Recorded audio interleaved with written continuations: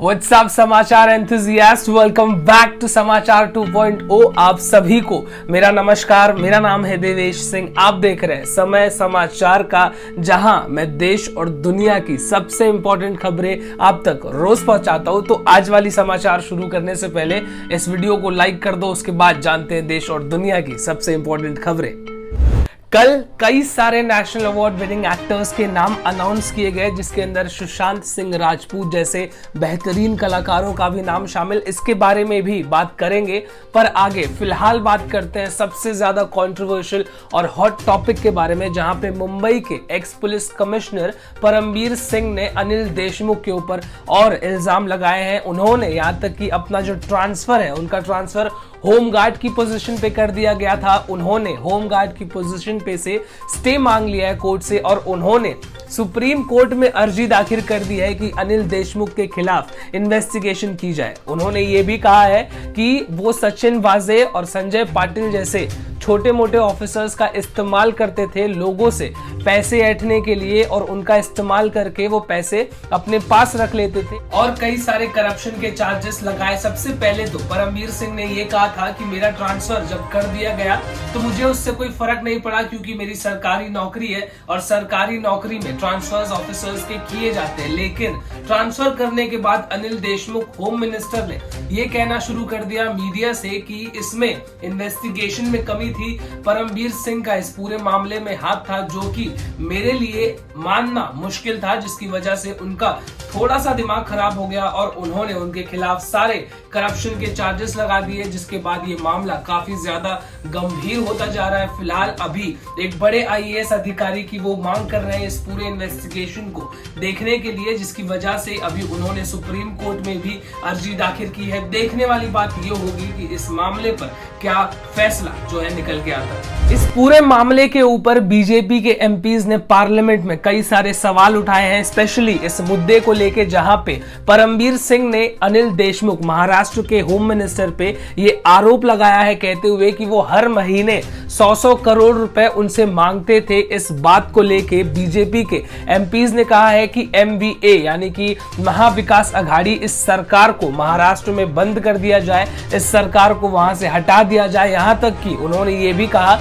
कि chief minister Uddhav Thackeray की office में कोई पावर नहीं है, जब उनके खुद के अधिकारी, उनके खुद के मंत्री इतना बड़ा बड़ा घपला कर रहे हैं। तो जिसके बाद सामना जो शिवसेना का न्यूज़पेपर है, उसने तो ये कह दिया कि जो परमबीर सिंह है वो ये सारा मामला, ये जो सारा वो करप्शन के चार्जेस लगा रहे हैं, वो बीजेपी के इशारे पे लगा रहे हैं। आप खुद सोच के देखिए, आज तक परमबीर सिंह शिवसेना का साथ दे रहे थे और आज अचानक से बीजेपी के प्रवक्ता हो गए।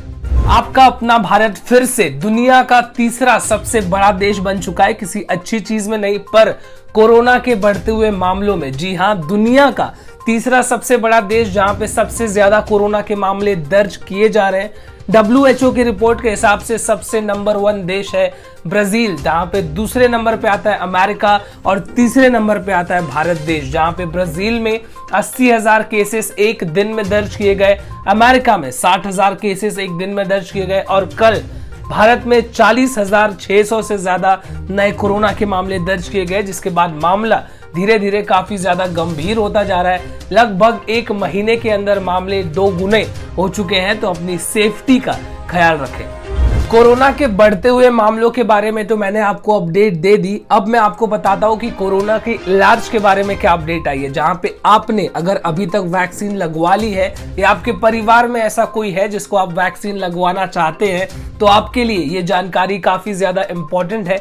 कोविशील्ड करके एक वैक्सीन है, उस वैक्सीन के बारे में सरकार ने पहले गाइडलाइंस दी थी कि इसे एक बार लगवाने के बाद इसका दूसरा शॉट यानी कि दूसरा डोज 1 महीने के बाद लगाया जाए। लेकिन अब अपडेट आ गया इस मामले पे। रिसर्च के हिसाब से ये वैक्सीन ज्यादा अच्छे से काम तब करती है जब आप इस वैक्सीन का दूसरा शॉट 2 महीने के बाद लगवाएं, यानी कि 8 हफ्तों के बाद। मुंबई में अदानी ग्रुप को इलेक्ट्रिसिटी ट्रांसमिशन का लाइसेंस अगले 25 सालों के लिए दे दिया गया है, जहां पे वो 1000 मेगावाट की इलेक्ट्रिसिटी को और बढ़ाएंगे। यानी कि जो मुंबई में टोटल इलेक्ट्रिसिटी अवेलेबल है उसमें 33% की बढ़त की जाएगी, जिसकी वजह से लोगों पर यानी कि मुंबईकर्स को इलेक्ट्रिसिटी पे पर यूनिट पे 6 से 7 पैसे ज्यादा देने पड़ेंगे। मुंबई में बीच सड़क पे दो ट्रक आपस में टकरा गए, जिसमें से एक ट्रक वापी जा रहा था और दूसरा ट्रक भिवंडी। एक ट्रक में रेफ्रिजरेटर्स यानी कि फ्रिज रखे हुए थे। दोनों ट्रक आपस में टकरा गए और ऐसी जगह टकराए जहां पर बहुत सारे लोग कई अलग अलग गांव में जाने के लिए, बस पकड़ने के लिए खड़े रहते हैं। दोनों ट्रक के टकराने के बाद 4 लोग जो खड़े थे उनकी जान चली गई और 7 और अलग अलग लोग घायल हो गए और दोनों ट्रक के ड्राइवर जिंदा है। मुंबई के कांदिवली वेस्ट में एक 58 साल के वॉचमैन की जान चली गई। किस वजह से, मैं वो आपको बताता हूँ। एक टीचर जो 29 साल की टीचर थी, वो अपनी गाड़ी बिल्डिंग के अंदर लेके आ रही थी। सोसाइटी का वॉचमैन यानी कि वो 58 साल का व्यक्ति दरवाजा खोल रहा था और इस टीचर ने, महिला टीचर ने ब्रेक दबाने की जगह एक्सलेटर दबा दिया और गाड़ी सीधा वॉचमैन के ऊपर चली गई, जिसके बाद उस वॉचमैन की जगह पे जान चली गई। पुलिस ने इस टीचर को अरेस्ट कर लिया, लेकिन अभी इस टीचर को बेल भी मिल गई। मुंबई में एक आदमी के ट्रेन से गिर के मर जाने की वजह से हाई कोर्ट ने सेंट्रल रेलवे को उस आदमी के बेटे को 8 लाख रुपए देने के लिए कहा। क्यों कहा, यह बात मैं आपको समझा दूं। सबसे पहले तो मैं आपको बता दूं, एक आदमी मुंबई के लोकल ट्रेन में ट्रैवल कर रहा था, जिसके बाद वो ट्रेन से गिर गया और उसका बॉडी 2 अलग अलग हिस्सों में बट गया, जिसकी वजह से उसकी जान चली गई। पर रेलवे ने कोर्ट से ये कहा कि वो आदमी इल्लीगली पटरी पार कर रहा था, जिसकी वजह से ट्रेन उसके ऊपर चढ़ गई और उसकी जान चली गई। जिसके बाद इन्वेस्टिगेशन के बाद पता चला कि ये सारी बातें झूठी है और उस आदमी के पास से टिकट भी बरामद हुआ। इससे ये पता चल गया कि वो आदमी एक जेन्युइन पैसेंजर था। जिसके बाद रेलवे को भरने के लिए कहा गया है 8 लाख रुपए उस आदमी के बेटे को। दिल्ली की सरकार ने यानी कि आम आदमी पार्टी ने लीगल ड्रिंकिंग एज के लिमिट को कम कर दिया है, यानी कि शराब पीने की उम्र को घटा दिया है। जो पहले 25 साल थी, अब उसे घटा के 21 साल कर दिया गया, जिसके ऊपर बीजेपी ने आम आदमी पार्टी को काफी फटकार लगाई कि इस उम्र को क्यों कम किया गया। यानी कि आप दिल्ली में अगर 25 साल से कम के हैं, 21 साल तक है, तो आप लीगली शराब पी सकते हैं। इस पूरे डिसीजन को लेके कांग्रेस ने भी आम आदमी पार्टी को फटकार लगाई, ये कहते हुए कि ये डिसीजन आम आदमी पार्टी ने इसलिए लिया है ताकि वो दिल्ली को देश की राजधानी से हटा के नशे की राजधानी बना सके। अब बात करते हैं नेशनल अवार्ड विनिंग एक्टर्स और नेशनल अवार्ड विनिंग फिल्म्स के बारे में, जहां पे मराठी फिल्म्स भी काफी ज्यादा आगे आई और उन्हें भी रिकॉग्निशन मिला। वहीं पर कंगना रनावत को बेस्ट एक्ट्रेस का अवार्ड मिला, मणिकर्णिका और पंगा इस फिल्म के लिए। वहीं दूसरी तरफ मनोज बाजपेयी को भी बेस्ट एक्टर का अवार्ड मिला और धानुष को भी बेस्ट एक्टर का अवार्ड मिला। धानुष यानी कि कब्बाली, अगर अभी भी आपको नहीं समझ में आया तो रजनीकांत के वो दामाद है। और तीसरी बात जो मैं आपको बताना चाहता हूं, वो सुशांत सिंह राजपूत के फिल्म छिछोरे को बेस्ट फीचर फिल्म का भी अवार्ड मिला। उत्तर प्रदेश के इटाहा जिले में पुलिस की दादागिरी की कहानी मैं आपको सुनाता हूं। हालांकि इस पूरे इंसिडेंट पे एक हायर लेवल ऑफ इन्वेस्टिगेशन चल रही है, लेकिन उसके पहले मैं आपको बता दूं कि हुआ क्या। इस जिले में एक पुलिस वाला एक ढाबे पे गया खाना खाने के बाद उसने बिल नहीं पे किया। बिल 400 रुपए का बना था, तो ढाबे के मालिक ने अपने भाई को भेजा बिल लेने के लिए, तो पुलिस वाले ने सिर्फ 80 रुपए दिए, जिसपे मालिक ने कहा कि कम से कम 200 रुपए तो दे दो। और उस ढाबे पे और कई सारे कस्टमर्स बैठे थे, सबने कहा कि पुलिस वाले होने पे शर्म तो करो, कम से कम अपना बिल पे कर दो। जिसके बाद पुलिस वाले ने सबको जेल में डाल देने की धमकी दी और उस होटल के मालिक के भाई को मारा भी। जिसके बाद वो वहां से चला गया और उसके जाने के कुछ ही देर बाद ढाबे पे कम से कम 15 पुलिस वाले आए, होटल के मालिक को, उसके भाई को और 7 कस्टमर्स को भी उठा के लेके गए। और उन्होंने क्या कहा वो आप सुनिए। उन्होंने कहा कि ये सारे लोग एक गैंग के मेंबर हैं और इनको एक एनकाउंटर के दौरान पकड़ा गया। हालांकि इस पूरे इंसिडेंट पे एक काफी हायर लेवल ऑफ इन्वेस्टिगेशन शुरू।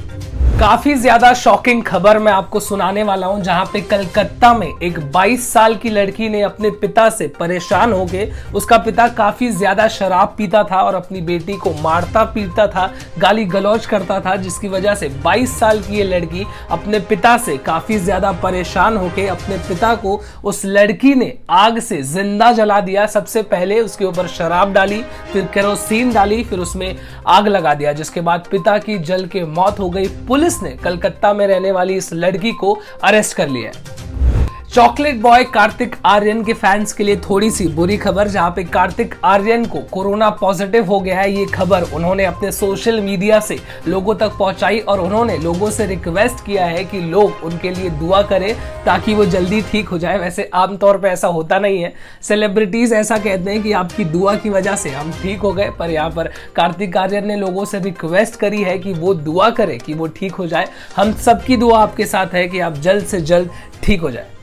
आज की न्यूज अपडेट्स में बस इतना ही। अगर आपको आज वाली वीडियो पसंद आ जाए तो इसे लाइक जरूर करना, और आपको ऐसे डेली न्यूज अपडेट्स में इंटरेस्ट है तो आप मेरे चैनल को सब्सक्राइब कर सकते हैं, मेरे वीडियोस को शेयर भी कर सकते हैं। तब तक कल फिर से मिलते हैं। This is me Devesh Singh signing off. जय हिंद।